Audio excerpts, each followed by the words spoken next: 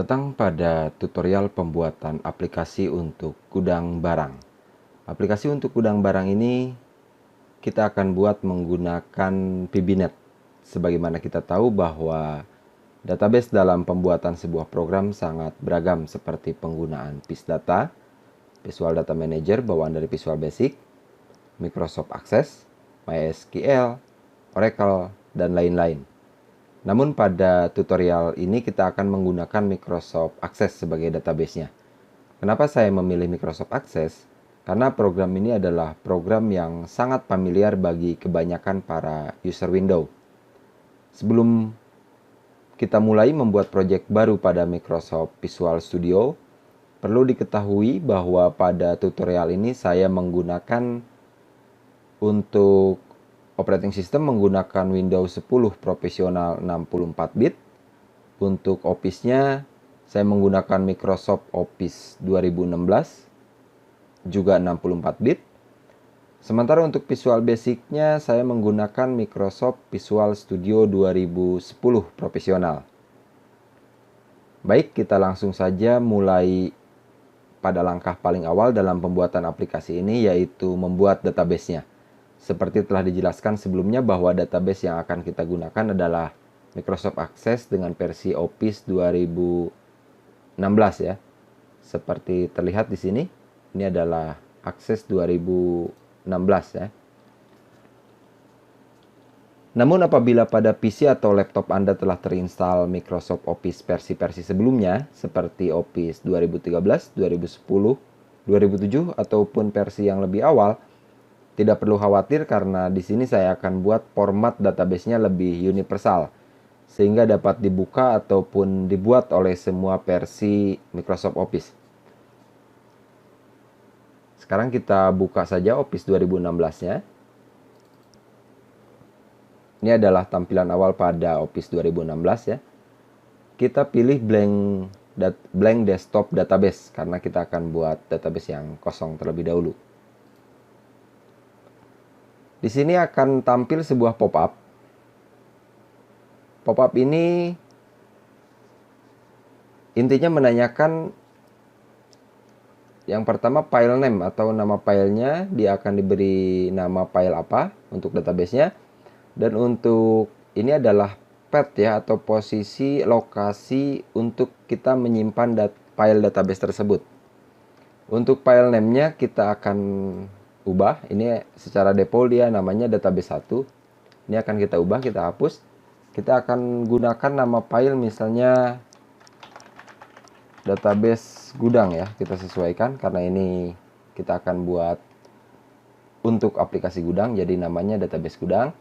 Lalu untuk path-nya secara default dia akan diposisikan di dokumen ya. Akan kita ubah dengan cara mengklik browse for location to put your database ya. Jadi kita akan klik yang ini. Lalu untuk posisinya kita akan buat di desktop. Kenapa saya memilih lokasi penyimpanannya di desktop? Karena nantinya agar lebih mudah saja dalam memindahkannya ke dalam project yang sedang diproses ya, yang sedang kita buat. Di sini ada database gudang. Pada save as type, kalau kita klik di sini, kita akan disuguhi 3 macam format database ya. Yang pertama adalah Microsoft Access Database 2002-2003 format, lalu Microsoft Access Database 2000 format, lalu yang terakhir adalah Microsoft Access 2007-2016 database. Pada save as tipe saya ubah menjadi Microsoft Access Database 2002-2003 ya. Secara default kan yang ini ya. Jadi akan saya ubah ke 2002-2003 format. Apabila saya menggunakan Access Database 2002-2003 format, maka extension filenya itu, akhiran filenya itu akan memiliki .mdb ya. .mdb. Sementara apabila yang 2007-2016, maka dia akan punya extension file .sccdb. Kenapa saya pilih .mdb? Karena .mdb ini yang 2002-2003 format, dia akan dapat dibaca seperti terlihat di sini dari Office 2002, 2003, bahkan sampai 2007 2016 sekalipun, format tersebut akan mudah dibaca, akan mudah diubah, akan mudah diedit ya tentunya. Sehingga itulah yang saya sebut database-nya menjadi lebih universal. Baik, setelah saya pilih yang 2002-2003 format, lalu saya akan klik OK. Seperti terlihat, dia berubah menjadi database gudang.mdb ya. Kalau kita pilih yang 2013-2016 yang tadi, 2007 atau 2016 yang tadi, yang akhirannya ekstensinya .scdb, maka file tersebut hanya bisa dibuka oleh Office 2007 sampai dengan Office 2016. Sehingga untuk Office sebelumnya file tersebut tidak akan dibuka, tidak akan bisa dibuka.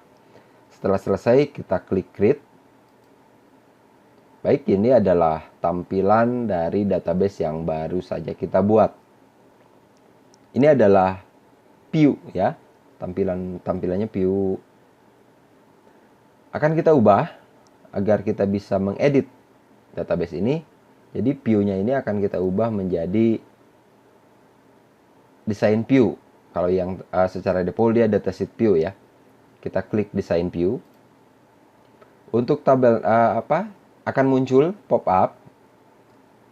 Kita akan ubah nama tabelnya, kita sesuaikan. Yang pertama akan kita buat yang paling mendasar adalah tabel admin ya. Tabel admin ini berisi data dari dari pengguna yang akan menggunakan aplikasi ini. Baik, kita coba masukkan saja di sini. Nama tabelnya adalah tabel admin ya. Kita klik OK. Ini adalah tampilan dari design view. Jadi desain ini bisa kita ubah terlebih dahulu. Baik, yang pertama ini adalah field name ya. Jadi field name. Sebelumnya saya telah buat untuk strukturnya.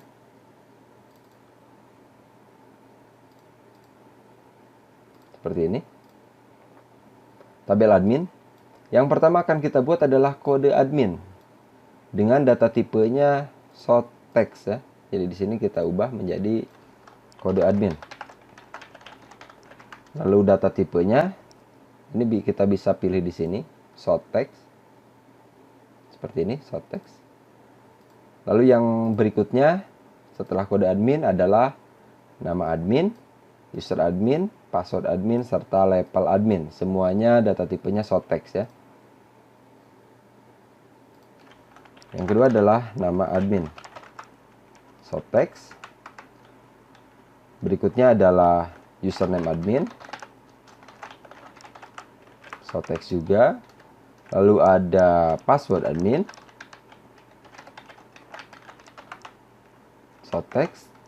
Dan yang terakhir adalah label admin, short text juga. Di sini terlihat 1, 2, 3, 4, 5. Jadi dia ada 1, 2, 3, 4, 5 ya. 5 field. Lalu pada paling atas, pada kode admin, saya memberikan tanda bintang. Tanda bintang ini akan kita gunakan sebagai primary key atau kode kunci untuk mencegah adanya duplikasi data. Secara default, primary key sudah berada di kode admin. Seperti terlihat di sini ada simbol icon ya, icon gambar kunci, atau di sini terlihat primary key lebih jelas.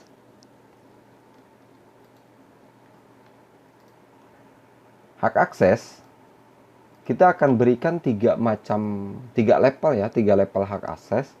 Yang pertama adalah admin, operator, lalu user. Untuk admin dia punya full akses ke semua data. Lalu ada level operator, dia hanya mempunyai hak menginput data. Sebelum bahasan ini saya lanjutkan, apabila konten tutorial ini berguna bagi Anda, Silahkan subscribe channel ini dan tentu saja klik tombol like apabila Anda juga menyukai video ini, karena hal tersebut sangat bermakna bagi kami. Tak lupa, apabila Anda mempunyai saran, kritik, ataupun pertanyaan-pertanyaan mengenai tutorial ini, silahkan tinggalkan komentar pada kolom komen di bawah. Dan yang terakhir adalah user. Dia hanya mempunyai hak untuk melihat data saja. Jadi dia tidak bisa melakukan penginputan, apalagi untuk full akses ya. Full akses di sini bisa berupa penginputan, pengubahan data, maupun penghapusan data. Ini saya minimize. Setelah selesai, kita bisa simpan terlebih dahulu database-nya. Kita simpan, setelah kita simpan baru kita kembali ke tampilan datasheet view ya. Datasheet view seperti ini. Lalu kita akan coba input tiga saja ya. Yang pertama adalah ADM. Untuk kode adminnya kita tentukan misalnya kombinasi 3 huruf dan 3 angka, jadi ADM 001. Untuk nama adminnya ini sebagai contoh saja, Anda bisa sesuaikan sesuai dengan kebutuhan Anda. Saya akan menggunakan admin 01 untuk nama adminnya. Sementara untuk username-nya, di sini username kita akan buat nantinya, untuk di programnya akan kita batasi. Jadi untuk penginputan username itu tidak boleh ada spasi ya. Username kalau di sini kita masih diperbolehkan untuk menginput dengan spasi. Username-nya adalah admin 01. Untuk passwordnya akan saya isi dengan admin 01 saja.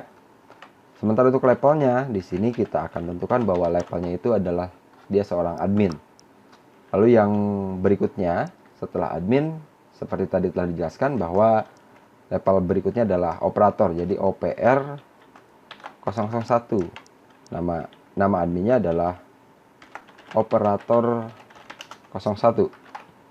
Username-nya operator 01. Lalu untuk passwordnya juga akan saya samakan saja, operator 01. Untuk levelnya adalah operator. Lalu yang ketiga dan yang terakhir adalah user. USR 001. Nama adminnya adalah user 01. Username-nya user 01. Untuk passwordnya user 01 juga. Dan levelnya adalah sebagai user. Setelah kita input, jangan lupa kita simpan supaya lebih safety ya. Ini untuk tabel adminnya telah selesai, jadi ini bisa kita close. Kita klik di sini saja, close. Seperti terlihat di sini sudah ada satu buah tabel ya, tabel admin. Setelah membuat tabel admin sesuai dengan pokok bahasan ini, yaitu pembuatan aplikasi gudang barang, maka tabel-tabel yang wajib ada tentunya tabel barang yang akan digunakan sebagai media penyimpanan data-data barang. Namun tabel-tabel tersebut akan saya uraikan pada tutorial tahap berikutnya. Demikian tutorial tahap 1 ini saya cukupkan dulu sampai di sini. Untuk tahap-tahap selanjutnya dapat Anda ikuti pada tutorial-tutorial berikutnya, tentu saja dengan mengklik tombol subscribe di bawah, sehingga Anda akan selalu mengikuti update terbaru video-video tutorial lainnya bersama ASR Development. Sampai berjumpa kembali. Terima kasih.